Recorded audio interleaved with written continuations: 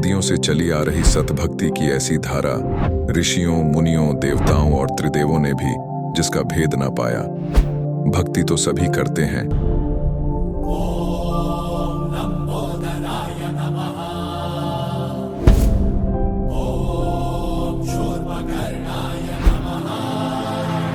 और हरदम यह सोच रहती है कि रहने के लिए आलीशान घर हो, घूमने के लिए बड़े बड़े पार्क हो, खाने पीने के लिए स्वादिष्ट भोजन हो, हम कभी बीमार ना हो, कभी दुखी ना हो और कभी भी ना मरे।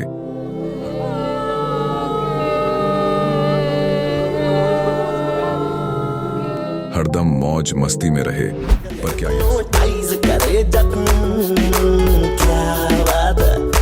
पर क्या यह संभव है? हम सब इतनी भक्ति करते हैं, व्रत करते हैं, श्राद्ध निकालते हैं, कावड़ लेकर आते हैं, बोले बोले, बोले, अरे बोले बोले, बोले। मंदिरों में जाकर मूर्ति पूजा करते हैं,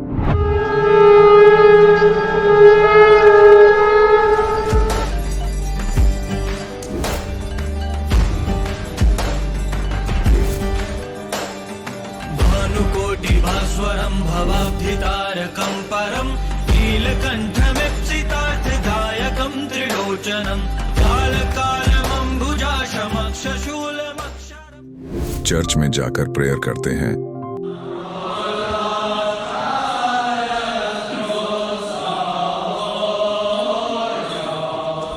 मस्जिद में जाकर नमाज अदा करते हैं,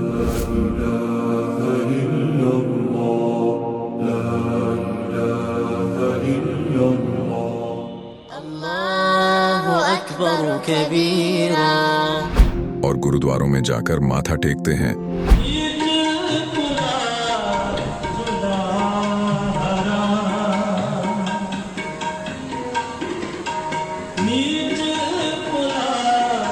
फिर भी दुखी क्यों है?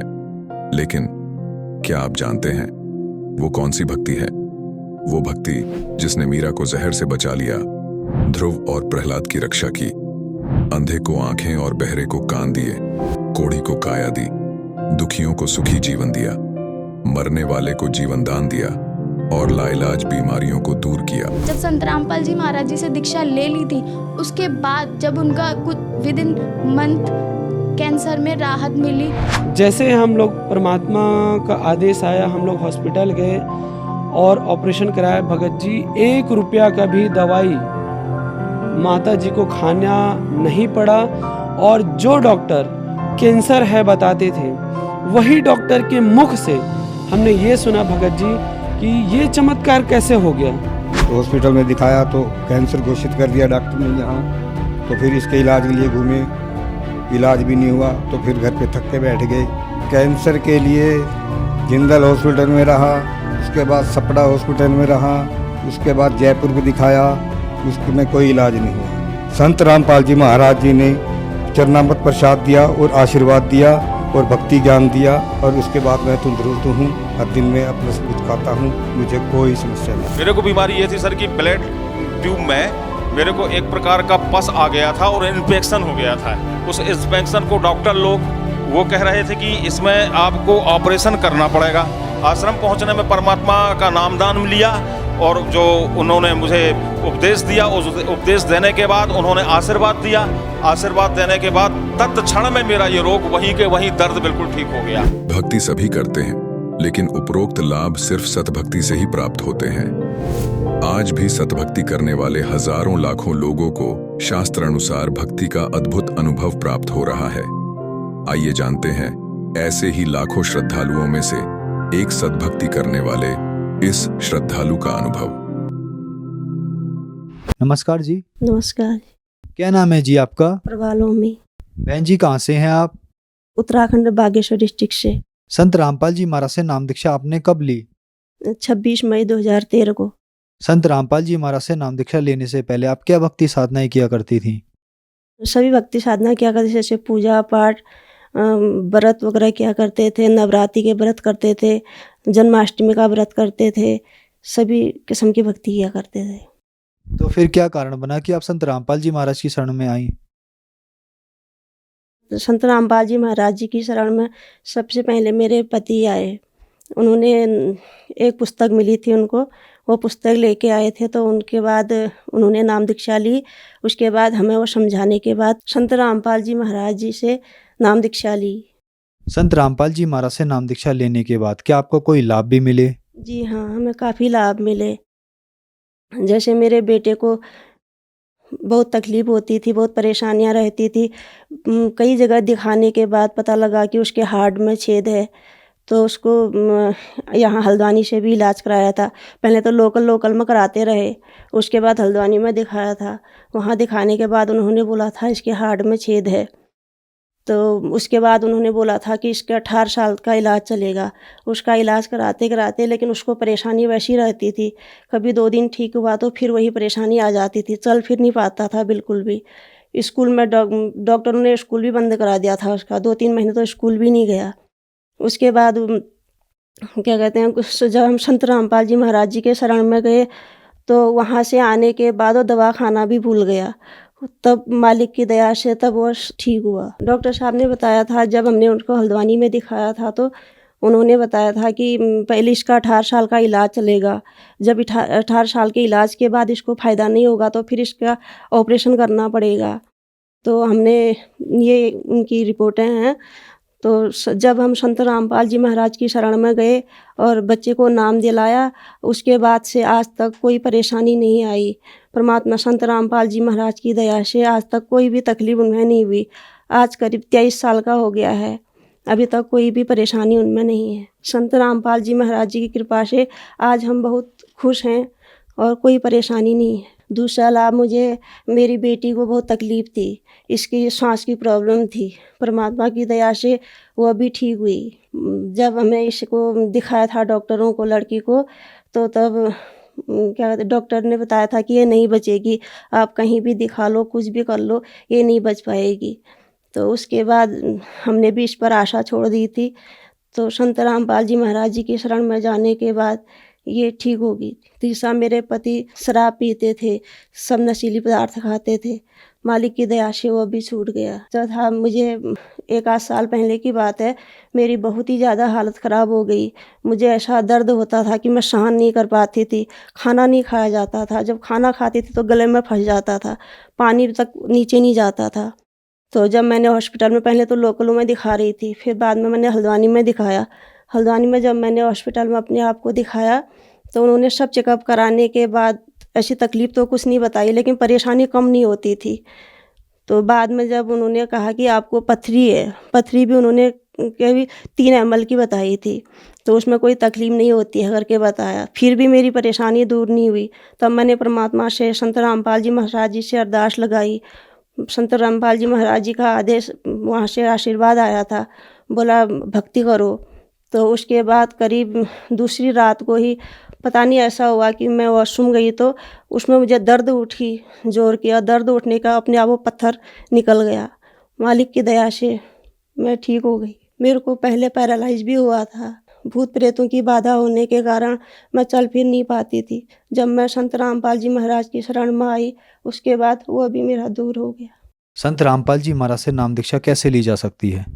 संत रामपाल जी महाराज से दीक्षा लेने के लिए टीवी में कई चैनल आते हैं, उसमें संत रामपाल जी महाराज जी का सत्संग आता है।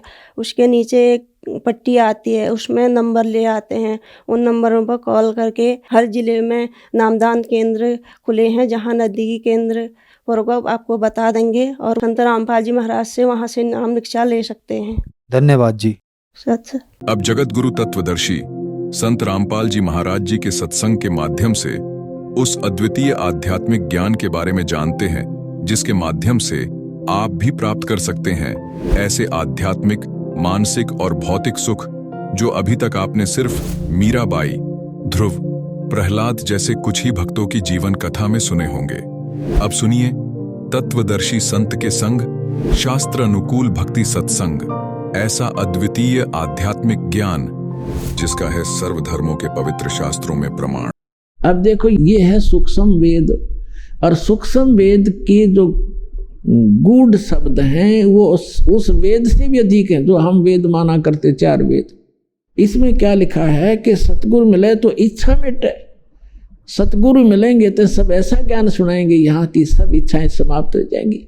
और पद मिल पदे समाना, पद के दो अर्थ है यहाँ पर, पद मिल पदे समाना। पद माने पद्धति, भक्ति की विधि सही मिलेगी तो उस पद मिल पदे समाना, कौन से पद को प्राप्त करेंगे? गीता अध्याय नंबर 15 के श्लोक नंबर 4 में वर्णित है कि तत्वदर्शी संत की प्राप्ति के पश्चात तत्व ज्ञान के आधार से जानकर उसके पश्चात परमेश्वर के उस परम पद की खोज करनी चाहिए, जहां जाने के बाद साधक फिर लौटकर कभी संसार में नहीं आता। अब यहां परमात्मा का सूक्ष्म वेद में वही बता रहे हैं, गरीबदास साहिब जी बता रहे हैं कि सतगुरु मिले तो इच्छा मिटे, पद मिल पदे समाना।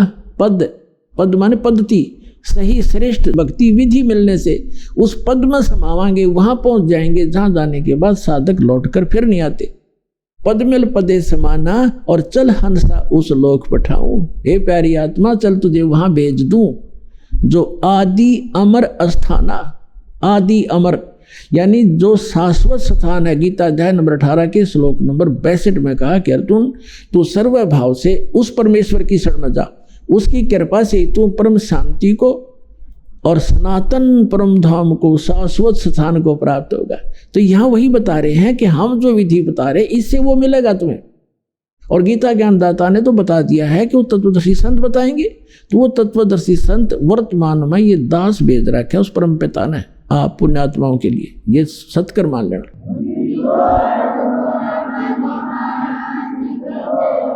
अब क्या बताते हैं कि सतगुरु मिले तो इच्छा मिटे, इस मन की। कहते हैं सुरपति दुखिया, भूपति दुखिया, रंग दुखी बपरीती हो, कह कबीर और सब दुखिया, एक संत सुखी मन जीती।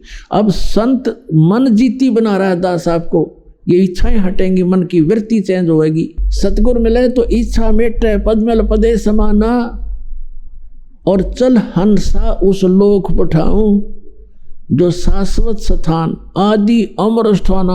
आदि यानी पहले का, सदा से ही है वो, और अमर शाश्वत स्थान है। फिर वहां क्या सुख है? चार मुक्ति जहां चंपी करती।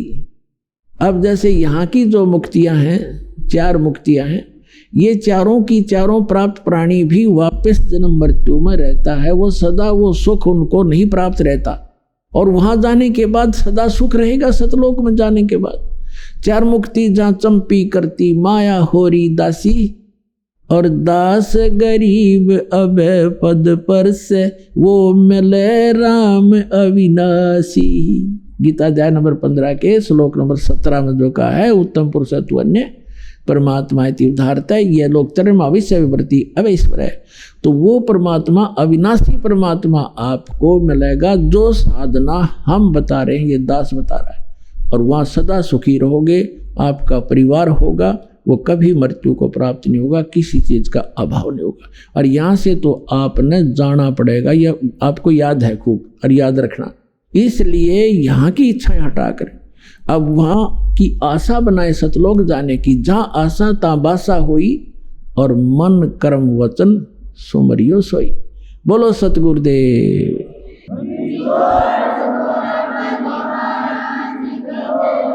परम पिता परमात्मा पूर्ण ब्रह्म सारी सृष्टि के रचनहार कबीर परमेश्वर जी हम सभी आत्माओं के जनक हैं। ये हमारे हमदर्द हैं, हमारे पिता हैं। अध्यात्म मार्ग से हम अपरिचित होने के कारण अपने पिता को हम पहचान नहीं पाते, जिसके परिणाम स्वरूप हम साधना करते करते भी इस काल के जाल से हम नहीं निकल पाते।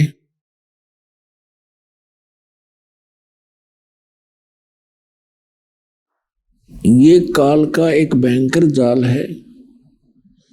इस जाल से निकले बिना हमें सुख नहीं हो सकता, हमारी जन्म मृत्यु समाप्त नहीं हो सकती। और अभी तक जो भी हमें अध्यात्म ज्ञान मिला था वो यूजलेस था, बेसलेस था, निराधार था, झूठा था। जितने भी संत ऋषि महर्षि जो सतयुग से लेकर आज तक रहे हैं, इन सभी ने परमात्मा को निराकार बताया है। और जैसे स्वर्गलोक, ब्रह्मलोक, ये स्थान भी उन्होंने बताया हमारे को। स्वर्गलोक बताए हैं और उसकी व्यवस्था ये भी बताई गई है कि वहाँ जितने भी प्राणी जाते हैं, स्वर्ग के अंदर अपना पुण्य समाप्त होने के उपरांत अन्य योनियों को प्राप्त करते हैं, दूसरे प्राणियों के शरीरों में वो प्रवेश कर जाते हैं। ये सिलसिला असंख्यों युगों से चला आ रहा है। अब कुछ समय से 100, 125, 150 वर्ष से इस काल ने एक और जाल फैलाया है, जो ये सतलोक की महिमा बताने वाले कुछ पंथ पनपे हैं, जिसमें से राधा स्वामी पंथ जो आगरा से प्रारंभ हुआ है, ये सबसे पुरातन है।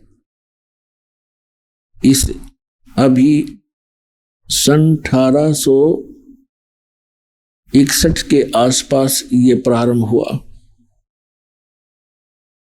और उसी से बहुत सी ब्रांचें बन गई हैं। जैसे जय गुरुदेव पंथ मथुरा में, सच्चा सौदा सिरसा के अंदर डेरा बना हुआ है और ब्यास के अंदर भी उसी से बहुत से पंथ निकले हैं। जैसे दिनौद के अंदर एक भिवानी जिला में, और भी अनेकों स्थानों पर ठाकुर जी है, ये भी उसी राधा स्वामी पंथ से निकले हुए एक अलग से उन्होंने पंथ चलाया, कृपाल जी। ये सभी परमात्मा को निराकार बताते हैं। सतलोक में सतपुरुष निराकार बताते, इनका तो सिर पैर है ही नहीं ज्ञान का, यो आपको बहुत बार दिखाया दास ने। तो कहने का तात्पर्य ये है कि हम यथार्थ अध्यात्म मार्ग से अपरिचित रहे, जिस कारण से हम जन्म और मृत्यु के इस दीर्घ रोग में फंसे रहे। हम साधना भी करते रहे, दुख जो के तो बने रहे। इसका कारण ये था कि हम जिन भगवानों को, जिन देवों को हम पूर्ण परमात्मा मानकर पूजा करते थे, वो पूर्ण नहीं थे। परमात्मा के गुणों में लिखा हुआ है कि परमात्मा मनुष्य के सभी दुखों का निवारण कर देते हैं, और इसी आधार से हम साधनाएं किया करते थे। इसलिए भक्ति करते थे कि आने वाले जीवन में हमारा परिवार सुखी रहे, हम भी सुखी रहें, हमारे ऊपर कोई आपदा ना आवे। इसलिए हम साधना किया करते थे, धन लाभ भी उद्देश्य रखते थे और परमात्मा की साधना हम करते रहते थे। लेकिन वही साधना करते करते कुछ एक तो बहुत अच्छी पोस्ट प्राप्त कर जाते हैं, कुछ अच्छे धनी हो जाते हैं, कुछ एक को अच्छी संतान भी मिलती है। उन्हीं साधनाओं को करते करते अन्य का सर्वनाश भी हो जाता है। इसका कारण ये था कि जिन भगवानों को हम भगवान मानकर पूजा किया करते थे, जिन देवों को, उनसे कोई लाभ नहीं हो रहा था। वो पूर्व जन्म के संस्कार ही सबके फल रहे थे। जो पूर्व जन्म के पुण्यकर्मी प्राणी हैं, उनको उनके प्रारब्ध में, उनकी किस्मत में जो लिखा है, उनको वो मिलना ही होता है, चाहे वो भक्ति साधना करें या ना करें। तो उनको जो उसी साधना को करते करते अच्छे धनी भी हो जाते हैं, संतान भी नेक होती है और संसार के अंदर वो सुखी भी नजर आते हैं।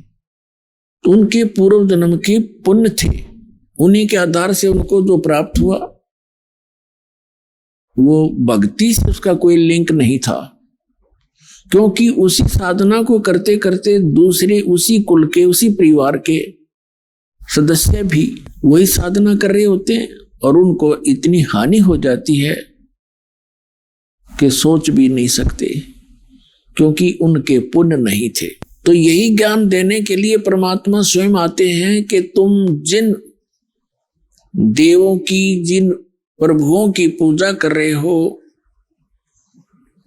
उनसे आपको वो लाभ नहीं हो सकता जो श्रीमद् भगवद गीता अध्याय नंबर 18 के श्लोक नंबर 62 में वर्णित है।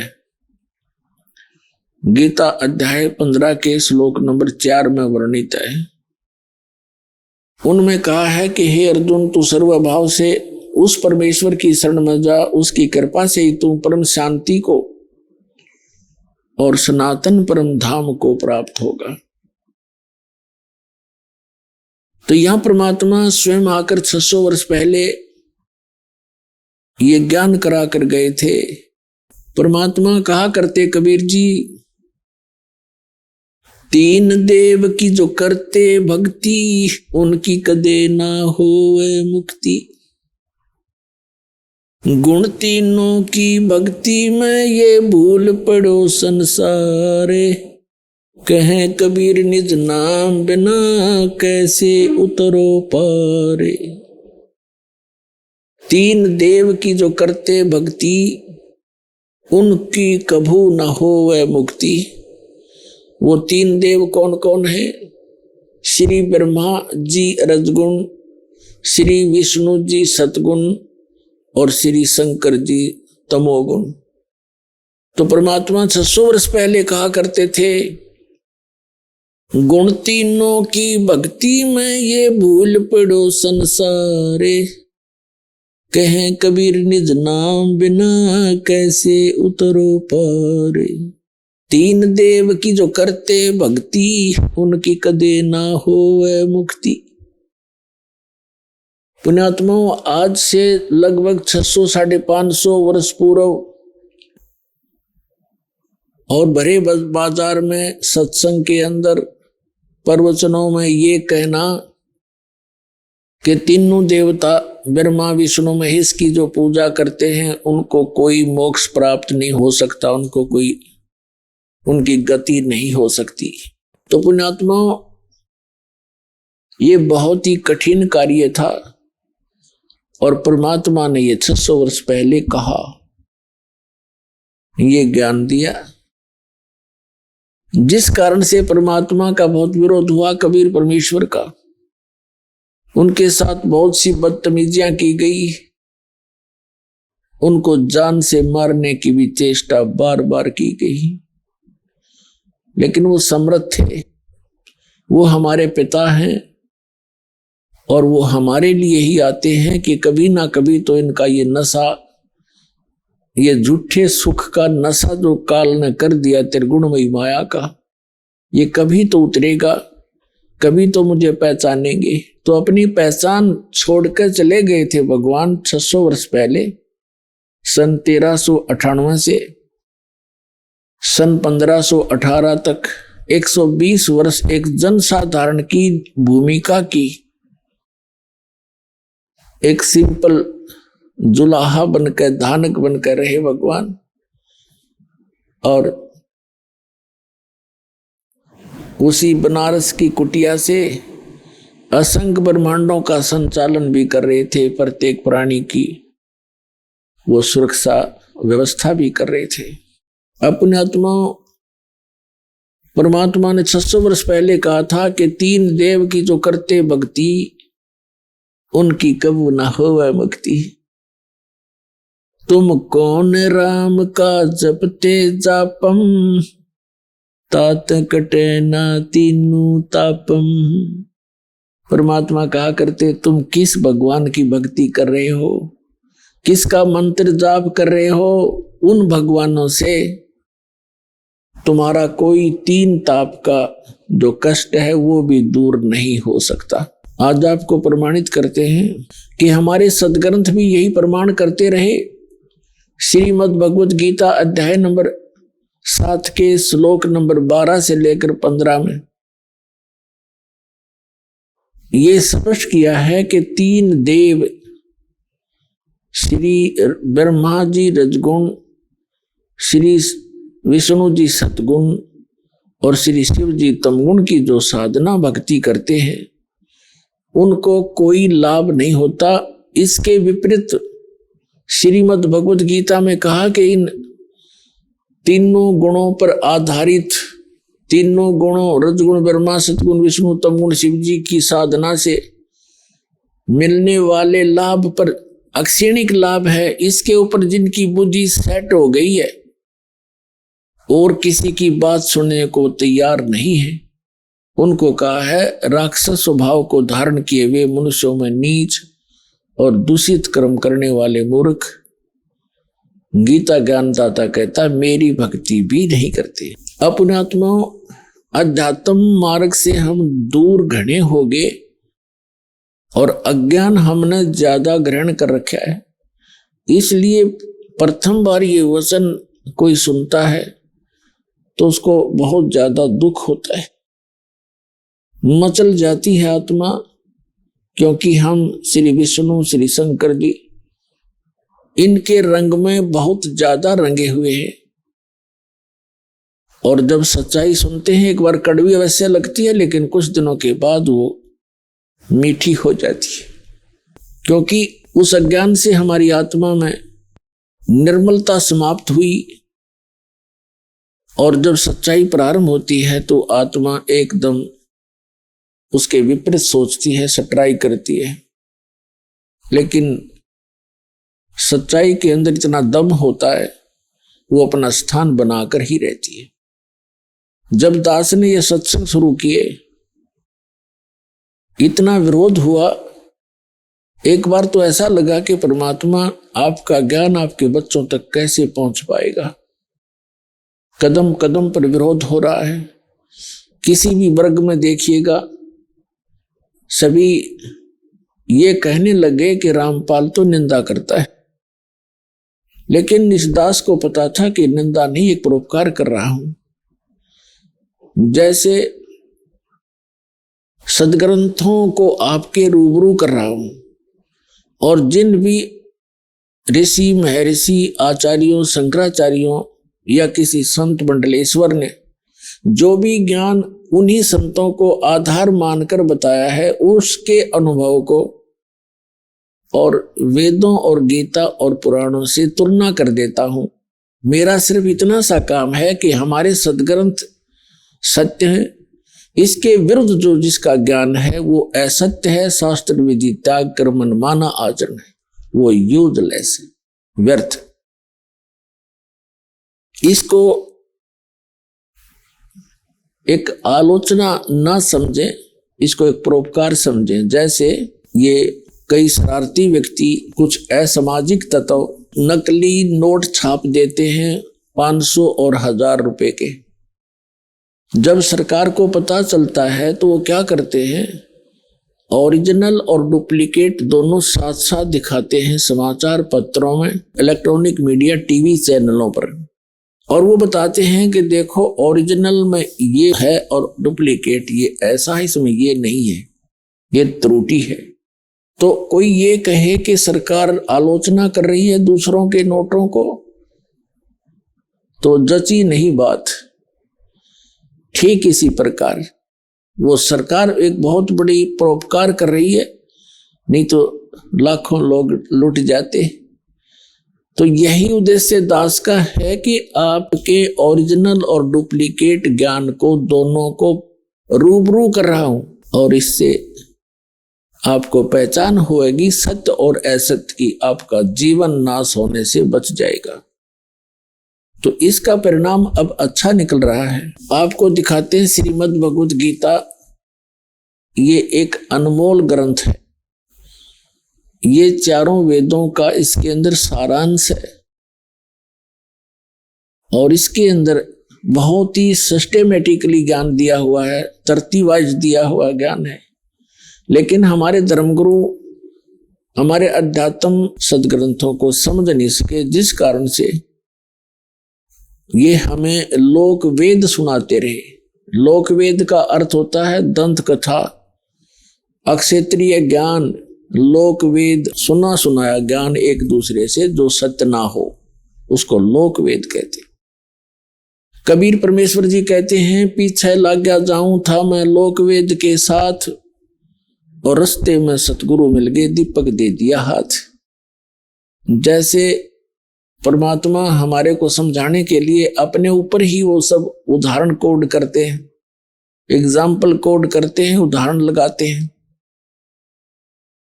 क्या बताना चाहते हैं परमात्मा के पहले में लोकवेद यानी सुने सुनाए अपने धर्म मजहब अक्षेत्र में जो भी साधनाएं पूजाएं चल रही थी, उस लोकवेद के आधार से भक्ति कर रहा था।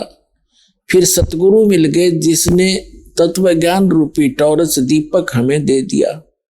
अब उस तत्व ज्ञान रूपी टॉर्च यानी दीपक की रोशनी में अब हम भटक नहीं सकते, हम सीधे रास्ते चलेंगे जो मालिक ने बताया है। तो जैसे ये दास पहले श्री कृष्ण, श्री विष्णु, श्री रामचंद्र जी और शंकर भगवान का पुजारी था, हनुमान जी का पुजारी था, यानी सभी साजली पूजा हम करते ही थे। सभी हिंदू जो भी देव किसी ने बता दिया इससे बहुत लाभ होता है, उसी की उपासना प्रारंभ कर दिया करते थे। तो ये था लोकवेद। और फिर परम संत आदरणीय स्वामी रामदेवानंद जी मिले मुझदास को, उन्होंने जो रास्ता दिखाया, तत्व ज्ञान रूपी टॉर्च दे दी। तो उस टॉर्च की रोशनी में दास फिर उस लोकवेद को त्याग कर और यथार्थ मार्ग ग्रहण कर लिया।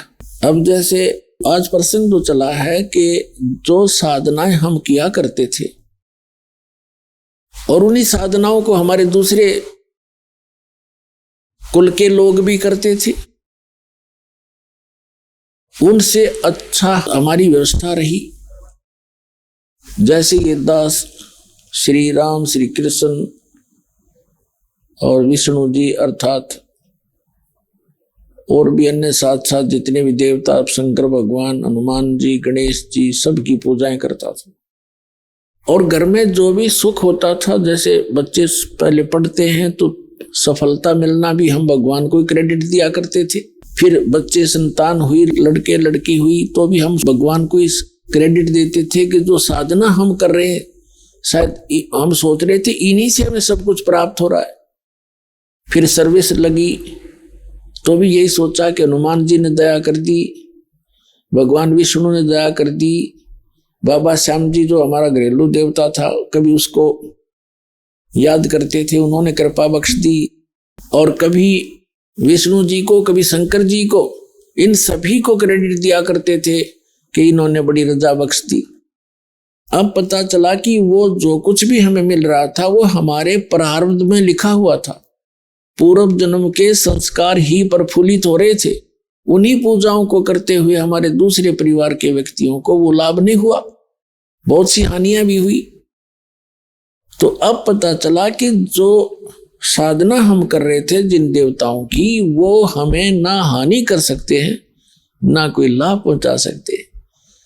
वो केवल हमें वर्क डन ही दे सकते हैं, जैसा कर्म करेंगे वैसा ही देंगे। पूर्व जन्म का किया हुआ जो संचित कर्म होते हैं उनमें से एवरेज में निकाले जाते हैं पुण्य और पाप, उससे एक जीवन बना दिया जाता है जिसको प्रारब्ध कहते हैं, किस्मत कहते हैं। तो जब तक हम पूर्ण परमात्मा की साधना सत साधना नहीं करते तब तक हम केवल अपना प्रारब्ध ही भोग रहे होते हैं, अपने किस्मत को से ही प्राप्त कर रहे होते हैं। और जब हम परमात्मा पूर्ण परमात्मा की शरण में आते हैं, पूर्ण संत मिल जाते हैं, सत साधना मिल जाती है, फिर हम उससे हटकर लाभ लेते हैं। जैसे पहले वाली साधना इन अन्य भगवानों की पूजाओं से, जैसे ब्रह्मा विष्णु महेश जी और ब्रह्म तथा परब्रह्म, इनकी भक्ति करने वालों को केवल किया हुआ कर्म ही मिलेगा।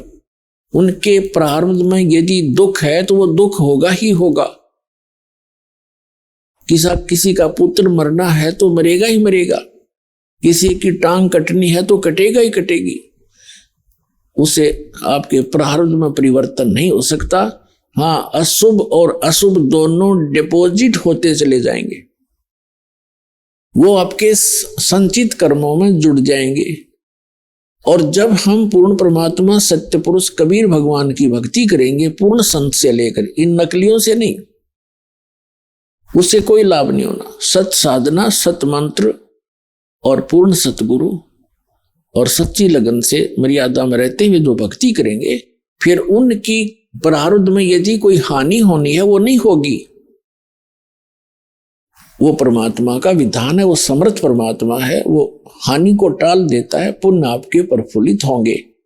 उदाहरण के लिए जैसे किसान खेती बीजता है, गेहूं बोता है, उसके अंदर खरपतवार भी साथ उग जाता है और गेहूं से भी अधिक उग जाता है। तो पहले इसका कोई समाधान नहीं था, पहले ऐसी कोई डिस्कवरी नहीं हुई थी, अनुसंधान नहीं हो पाया था।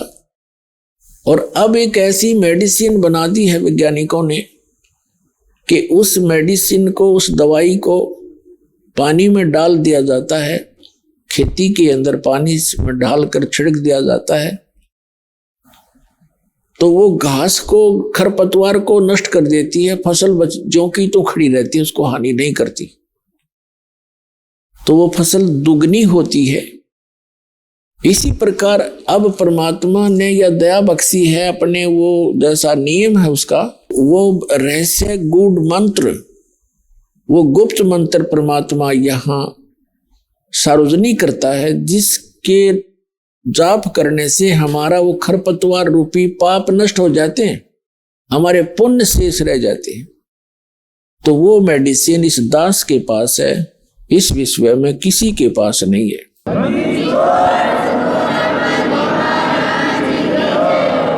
तो अब आपको दिखाते हैं कि श्री ब्रह्मा, श्री विष्णु, श्री शिव जी के विषय में हमारी गीता जी क्या बताती है, इनकी साधना करने वालों को क्या संज्ञा दी है।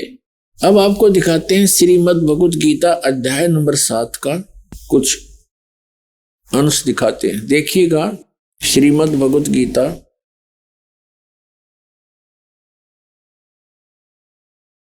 जयदयाल गोविंद का इसके अनुवादक हैं, गीता प्रेस गोरखपुर से ये प्रकाशित है।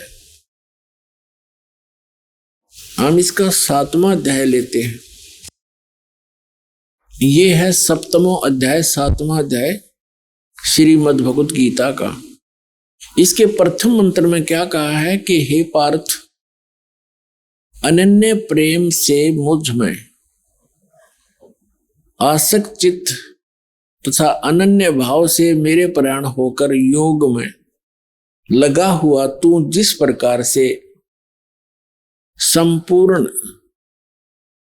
विभूति, बल, ऐश्वर्य आदि गुणों से युक्त सबके आत्म रूप, ये वैसे समग्र है, समग्र माने सारे, सब प्रकार से मुझको संशय रहित जानेगा, उसको सुन।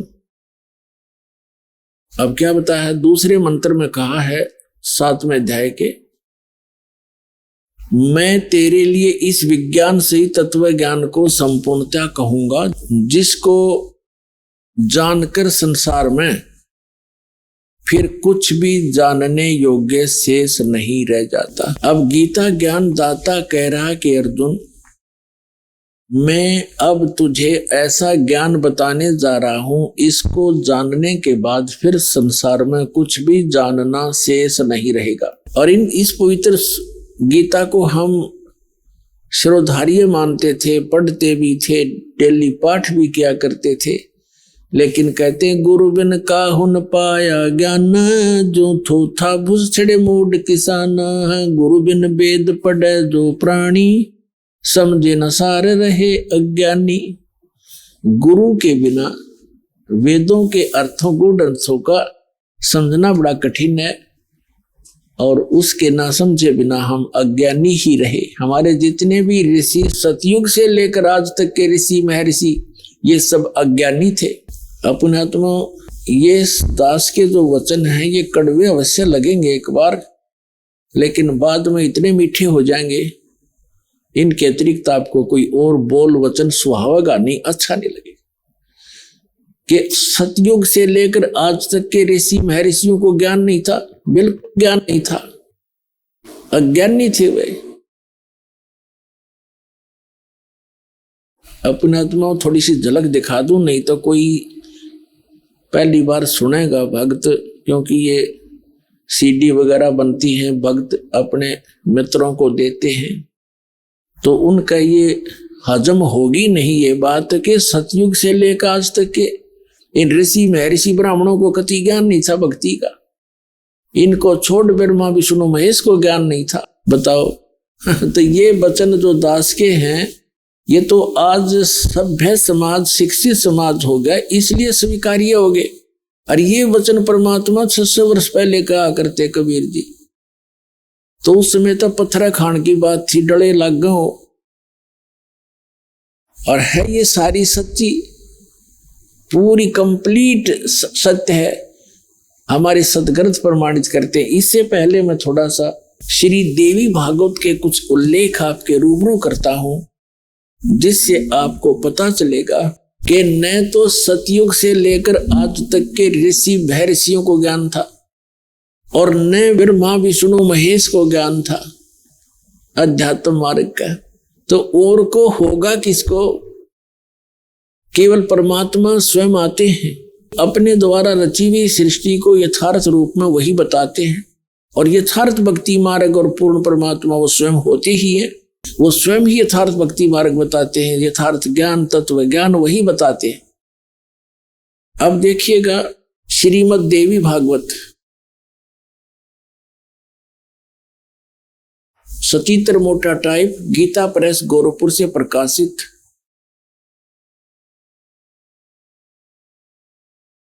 संपादक कौन है इसके देखिएगा,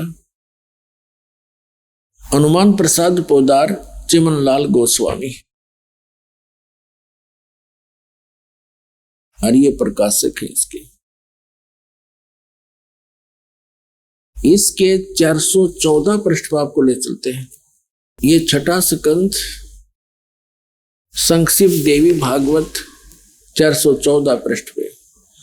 जन्मे जय ने पूछा महाभाग किस युग में कैसा धर्म का स्वरूप है, इस संपूर्ण विषय को विशेष रूप से बताने की कृपा कीजिए। व्यास जी बोले, व्यास जी बता रहे हैं जन्मे जय को, राजन यह निश्चय है कि सतयुग में ब्राह्मण वेद के पूर्ण विद्वान थे। उनके द्वारा निरंतर भगवती जगदम्बा की आराधना यानी पूजा होती थी। भगवती का दर्शन करने के लिए उनका मन सदा ललायित रहता था। प्रत्येक गांव में शक्ति मंदिर का उद्घाटन हो, दुर्गा का मंदिर बने, इस विषय की उनके मन में बड़ी उत्सुकता थी। और यहां और देख लें साथ में थोड़ी सी इनकी झलक है। धर्म की यही स्थिति त्रेता में रही, परंतु कुछ ह्रास हो गया था। सतयुग की जो स्थिति थी वह द्वापर में विशेष रूप से कम हो गई। राजन, उन प्राचीन युगों में जो राक्षस समझे जाते थे वे कली माने कलयुग में ब्राह्मण माने जाते। दास नहीं कह रहा, ये अपना इतिहास कह रहा है, क्योंकि अब के ब्राह्मण प्राय पाखंड करने में तत्पर रहते हैं, दूसरों को ठगना, झूठ बोलना और वैदिक धर्म कर्म से अलग रहना, ये कलयुगी ब्राह्मणों का स्वाभाविक गुण बन गया है। अपना आत्माओं, कलयुग के जो ब्राह्मण जिनको हम आचार्य और शंकराचार्य, ये सारे ब्राह्मण हैं, हमारे धर्मगुरु जो अभी तक थे। तो इनके विषय में क्या कहा है कि जो सतयुग त्रेता द्वापर में जो राक्षस हुआ करते, इसे स्वभाव के तो हमारे ब्राह्मण हो गए, तो अन्य जनता का क्या हाल होगा। अब ये क्या बता रहे हैं, इससे एक और कंसेप्ट क्लियर कर दिया कि सतयुग के ब्राह्मण वेद के पूर्ण विद्वान माने जाते थे, व्यास जी कह रहे, और वो दुर्गा की पूजा करते थे, खाक विद्वान थे वे। अब थोड़ी सी झलक साथ और लेते हैं श्री विष्णु जी की, फिर आगे निर्णय करेंगे। इसी देवी भागवत के 28-29 पे श्री विष्णु और श्री ब्रह्मा, श्री नारद और व्यास जी के ज्ञान की झलक आपको दिखाते हैं। ये 28 पृष्ठ है, ये प्रथम स्कंद, पहला स्कंद है, और ये संक्षिप्त देवी भागवत पढ़ रहे हम। नारद और व्यास जी की गोष्ठी हो रही है। नारद जी से पूछा है प्रश्न व्यास जी ने, और नारद जी बता रहे हैं। नारद जी ने कहा, महाभाग व्यास जी, तुम इस विषय में जो पूछ रहे हो, ठीक यही प्रश्न मेरे पिताजी ने भगवान श्री हरि से किया था। देवा अधिदेव भगवान जगत के स्वामी हैं, लक्ष्मी जी उनकी सेवा में उपस्थित रहती हैं, यानी विष्णु जी के विषय में बता रहे हैं। दिव्य कौष्टमणि उनकी शोभा बढ़ाती है, वे शंख चक्र गदा लिए रहते हैं, पीतांबर धारण करते हैं, 4 भुजाएं, वक्ष स्थल पर श्री वत्स का चिन्ह चमकता रहता है, वे चराचर जगत के आश्रय दाता हैं, जगत गुरु एवं देवताओं के भी देवता हैं। ऐसे जगत प्रभु भगवान श्री हरि महान तप कर रहे थे, उनकी समाधि लगी थी। यह देखकर मेरे पिता ब्रह्मा जी को बड़ा आश्चर्य हुआ, अतः उन्होंने उनसे जानने की इच्छा प्रकट की। ब्रह्मा जी ने पूछा, प्रभु आप देवताओं के अध्यक्ष, जगत के स्वामी और भूत भविष्य एवं वर्तमान सभी जीवों के एकमात्र शासक हैं। ब्रह्मा जी विष्णु जी को यहाँ सबसे बड़ा भगवान बताने की चेष्टा कर रहा है। भगवान फिर आप क्यों तपस्या कर रहे हैं और आप किस देवता की आराधना में ध्यान मग्न? मुझे असीम आश्चर्य तो यह हो रहा कि आप देवेश्वर एवं सारे संसार के शासक होते हुए समाधि लगाए बैठे हैं। अभी आपने सुने जगत गुरु तत्वदर्शी संत रामपाल जी महाराज के मंगलमय सत्संग प्रवचन। आइए अब सुनते हैं उन भक्तों के अनुभव जिन्होंने संत रामपाल जी महाराज के प्रमाणित ज्ञान से प्रभावित होकर नाम दीक्षा लेकर अनेकों लाभ प्राप्त किए। नमस्कार जी। सत साहब जी। क्या नाम है आपका? सलिंदर सिंह। सलेंदर जी, कहाँ से आए हैं आप? मोहाली, पंजाब से। सर, संत रामपाल जी महाराज की शरण में कैसे आए आप? ये तो एक बहुत लंबी गल है। मैं राधा स्वामी सी। राधा स्वामी मैं रहा 30 साल। 30 साल मैं राधा स्वामी सीगा। मैं कट्टड़ राधा स्वामी सी। तो एक दिन मैं सत्संग सुन रहा महाराज जी का, तो राधा स्वामी 'ਚ ਇਹ ਦੱਸਿਆ ਜਾਂਦਾ ਵੀ ਜਿਹੜਾ ਸੰਤ ਕੋਈ ਵੀ ਦੁਨੀਆ 'ਚ ਜਿੰਨੇ ਸੰਤ ਆਏ ਹੈ, ਉਹ ਜਿੰਨੇ ਬੰਦਿਆਂ ਨੂੰ ਨਾਮ ਉਪਦੇਸ਼ ਦਿੰਦੇ ਉਹਨਾਂ ਨੂੰ ਸੱਚਖੰਡ ਲੈ ਕੇ ਚਲੇ ਜਾਂਦੇ। ਅਤੇ ਇਹ ਜਦੋਂ ਮੈਂ ਸਤਸੰਗ ਬੰਦੀ ਛੋੜ ਸਤਿਗੁਰੂ ਰਾਮਪਾਲ ਜੀ ਦਾ ਸੁਣ ਰਿਹਾ ਤਾਂ, ਅਤੇ ਉਹਨਾਂ ਨੇ ਮੈਨੂੰ ਇੱਕ ਵਰਡ ਆਇਆ ਉਹਦੇ ਵਿੱਚ ਕਿ ਕ੍ਰਿਸ਼ਨ ਮਹਾਰਾਜ ਇਹ ਪੂਰਨ ਸੰਤ ਨਹੀਂ ਹੋਏ ਅਤੇ ਕਾਲ ਦੀ ਭਗਤੀ ਸੀ। ਤਾਂ ਮੈਂ ਉਸ ਚੀਜ਼ ਤੋਂ ਅਚੰਭਾ ਖਾ ਗਿਆ, ਕਿਉਂਕਿ ਰਾਧਾ ਸਵਾਮੀ ਧਰਮ ਇਹੀ ਬਤਾਇਆ ਜਾਂਦਾ ਹੈ ਕਿ ਜਿੰਨੇ ਵੀ ਸੰਤ ਹੈ ਉਹ ਜਿੰਨੇ ਬੰਦਿਆਂ ਨੂੰ ਉਪਦੇਸ਼ ਦਿੰਦੇ ਉਹਨੂੰ ਸੱਚਖੰਡ ਲੈ ਕੇ ਚਲੇ ਜਾਂਦੇ। तो उस दिन के बाद मैं डेली सत्संग सुनने शुरू करते। तो जो राधा स्वामी की भगती है, राधा स्वामी की भगती उन्होंने 5 नाम है। इत्थों शुरू होंगी, इत्थों मत्थे तो शुरू होंगी है। तो चौंकड़ा मार के बैठना, तो इत्थे ध्यान लाना, इत्थे तो अंदर 5 मंजिलां बनिया हुई ने। तो जो मैं डेली सत्संग सुनता सीगा महाराज रामपाल दे, तो ये एक दिन महाराज जी ने यह दसिया कि जिहड़ियां अंदर 5 मंजिलां बनाईयां, ये काल ने बनाईयां हुई, ये डुप्लीकेट मंजिला है। तो ये सुन के मैं हैरान रह गया, क्योंकि राधा स्वामियों के विच जो चौंकड़ा मार के बैठते, इत्थे ध्यान टकाउंदे, तो इत्थे 1 ਲੱਖ बंदे चों एक बंदे का ध्यान लग जाता, उन्हां मंजिलां विच भी चले जाता। सर, जैसा कि आपने बताया कि एक ही व्यक्ति को वो नज़ारा दिखता था, तो सर और जो बाकी लोग थे उनको वो नज़ारा क्यों नहीं दिखता था? मैं 30 साल में मेरे को 1 या 2 ही बंदे मिले जिनको ये नज़ारा अंदर मिलिया, लेकिन वो ये नज़ारा देखने तो बाद भी जो अंदर बंदे दे जो कर्म है, जैसे किसी ने नज़ारा भी देख लिया, अगर उसके कर्म है तो उसको वही कर्म भोगने पड़ते हैं। उन्होंने भी बुरी हालत मैं देखी है बेचारे की। तो सर आप कहना क्या चाहते हैं, जो पापकर्म व्यक्ति ने कर रखे हैं कि वो भोगने से ही समाप्त होंगे? हाँ, राधा स्वामी धर्म में यही बताया जाता है कि जो बंदे दे कर्म है वो बंदे को भुगतने ही पड़ेंगे। सर, 30 साल तक आप राधा स्वामी पंथ से जुड़े हुए थे और काफ़ी समय आपने वहाँ पर बिताया है, तो फिर सर आप संत रामपाल जी महाराज की शरण में कैसे आए? जब मैंने संत रामपाल जी महाराज के बारे में सुना तो उन्होंने बोला कि जो कर्म है यह संत जो होता है वो कर्मों को काट देता है। तो जब मैंने सोचा कि नहीं, राधा स्वामी में तो यही बताया जाता है कि आपकी चाहे बाजू कट जाए, चाहे लत कट जाए, चाहे कुछ भी हो जाए, चाहे बीमार हो जाए, चाहे कैंसर हो जाए आपको, तो ये तो आपके कर्म है, आपको भुगतने ही पड़ेंगे। तो हम इतने पक्के हो गए थे, हमारे को जो भी मर्जी हो जाए तो हम समझते थे कि गुरु जी ने जो कर दिया वो ठीक है। तो जब मैंने संत रामपाल जी महाराज के बारे में सुना, उनके सत्संग सुने, उसके बाद मेरे को पता चला कि ये ऐसा नहीं है। क्योंकि हमारे ग्रंथ साहब में भी ऐसा है कि जब भी सतनाम मिल जाता है, परमात्मा का नाम मिल जाता है, उसके बाद फिर बंदे को कोई कष्ट नहीं आना चाहिए। तो जब मैं ये सुनता था तो मैंने 6 महीने लगातार 6 महीने रामपाल जी महाराज जी के सत्संग सुने। 6 महीने सत्संग सुनने तो बाद फिर मैं जो एक राधा स्वामी सत्संग किया, कर नैनो दीदार महल में प्यारा है। जब मैं ਉਹ ਸੁਣਿਆ ਤੇ ਅੰਦਰ ਦੇ ਕਮਲਾਂ ਦੇ ਬਾਰੇ ਸੁਣਿਆ, ਲੇਕਿਨ ਰਾਧਾ ਸਵਾਮੀ ਦੇ ਬਾਰੇ ਚ ਉਹਨਾਂ ਦੇ ਬਾਰੇ ਨਹੀਂ ਦੱਸਦੇ ਵੀ ਥੱਲੇ ਕਮਲਾਂ ਦਾ ਕੋਈ ਧਿਆਨ ਨਹੀਂ ਦੇਣਾ। 6 ਮਹੀਨੇ संत रामपाल जी महाराज बंदी छोड़ दा जो मैं सत्संग सुना, उसके बाद मैं नाम लेने के लिए हसार गया। सर, संत रामपाल जी महाराज जी व राधा स्वामी पंथ के अंदर आप बहुत बड़ा अंतर बता रहे हैं। आपको इस तरह से बताया गया था कि व्यक्ति को पाप कर्म तो भोगने ही होते हैं, और संत रामपाल जी महाराज ने बताया कि परमात्मा साधक के पाप कर्म भी काट देता है और भक्ति करने के लिए उसकी आयु भी बढ़ा सकता है। तो सर, इन सारी चीज़ों को देखने के बावजूद भी लाखों लोग वहाँ से जुड़े हुए हैं, तो सर क्या उनको कोई लाभ ही नहीं हो रहे?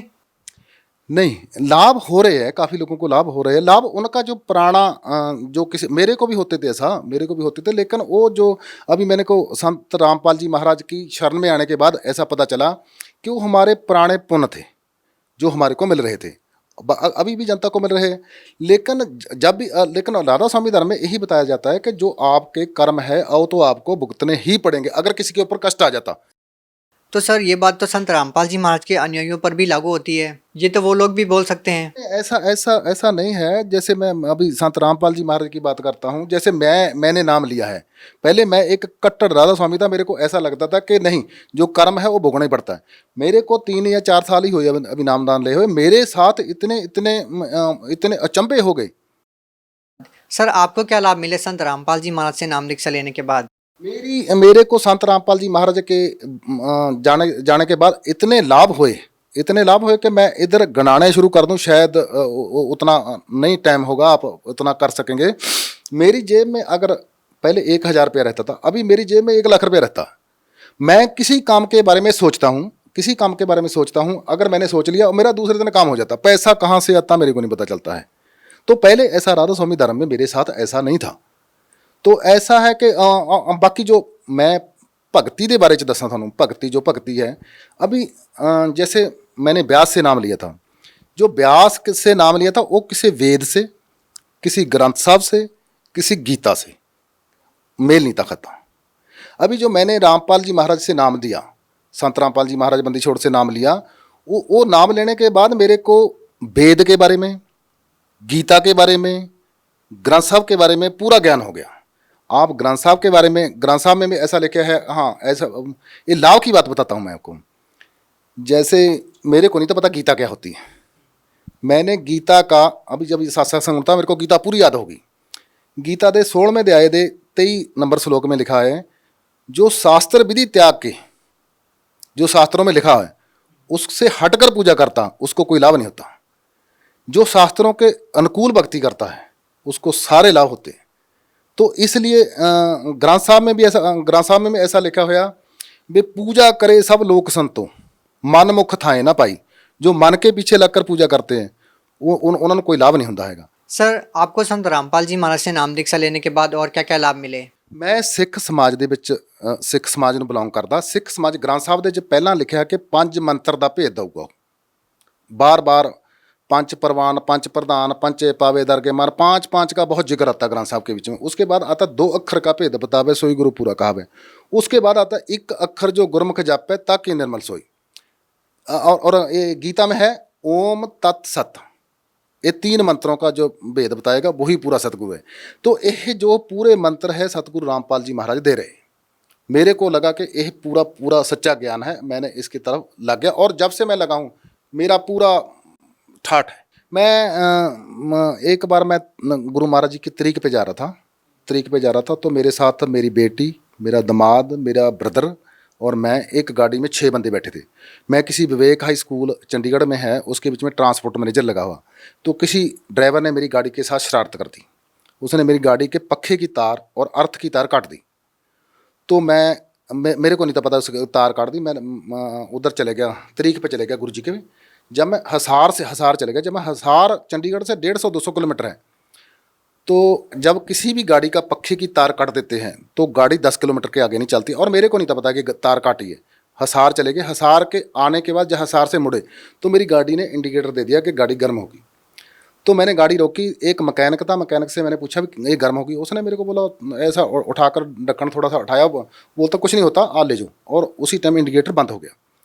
तो वो शाम को मैं 9 बजे वापस आया। सुबह 5 बजे गए हम तरीक पे, शाम को 9 बजे तक वापस आए।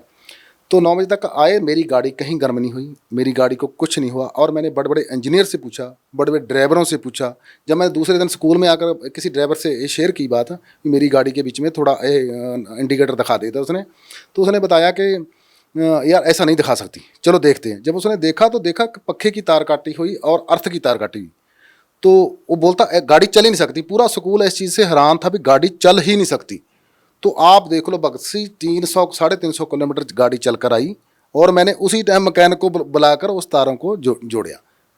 तो ये तो मेरे साथ एक बहुत बड़ा चमत्कार हुआ। सर, जैसा कि हम देखते हैं कि आप पहले 30 साल से राधा स्वामी पंथ में जुड़े हुए थे, उनके द्वारा दी गई भक्ति साधना आप करते रहे। सर, अगर हम देखें तो आज भी ऐसे बहुत सारे लोग हैं जो कई पीढ़ियों से राधा स्वामी पंथ में जुड़े हुए हैं और उनके द्वारा दी गई भक्ति करते हैं। तो सर, आप उन लोगों को क्या संदेश देना चाहते हैं? हाँ, ये बहुत आपने अच्छा है। राधा स्वामी जो भी है वो मेरे को नहीं लग रहा कि अपने धर्म को जल्दी छोड़ने वाला है, क्योंकि राधा स्वामी की भक्ति है वो ऐसा कि अंदर चौंकड़ा मार लो, कि अंदर ध्यान लगा लो अंदर, क्योंकि काल ने अंदर जो मंजिलें बनाई है उसके। मैं राधा स्वामी को एक बात जरूर बताना चाहूँगा, जो राधा स्वामी है मैं उनको एक बात बताऊँगा, जो कर्म होते हैं वो सतगुरु 2 मिनट में काट देता है।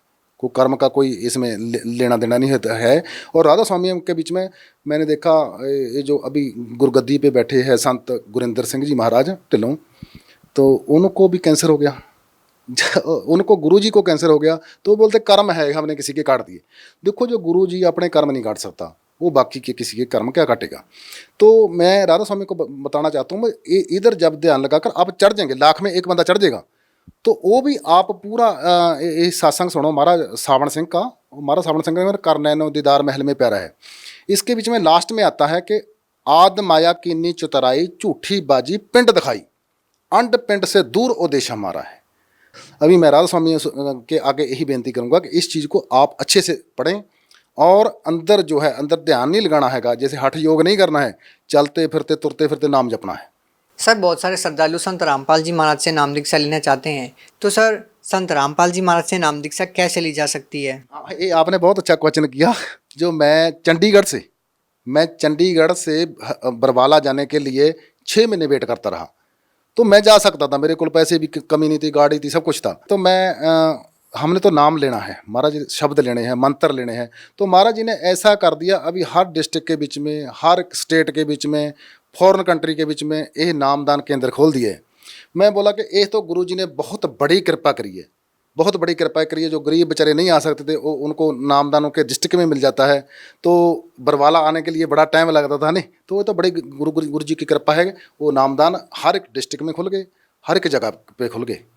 सर, आप पंजाब से बिलोंग करते हैं। सर, पंजाब में नामदान स्थल कहाँ पर है? पंजाब में जैसे मंडी गोबिंदगढ़ में, डेरा बस्सी में, चंडीगढ़ में, और बाकी तकरीबन सभी डिस्ट्रिक्टों में, होशियारपुर में, बाकी सभी में। अगर किसी ने ज़्यादा इसके बारे में डिटेल में पता करना, तो नीचे एक पीली पट्टी चलती है, आप उधर टेलीफोन कर पूछ सकते हैं। जहाँ भी उसको नज़दीक होगा वहाँ से उनको नामदान मिल जाएगा।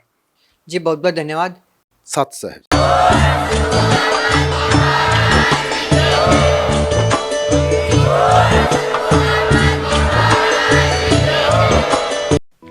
आप सुन रहे थे जगत गुरु तत्वदर्शी संत रामपाल जी महाराज के मंगल प्रवचन। अधिक जानकारी के लिए संपर्क करें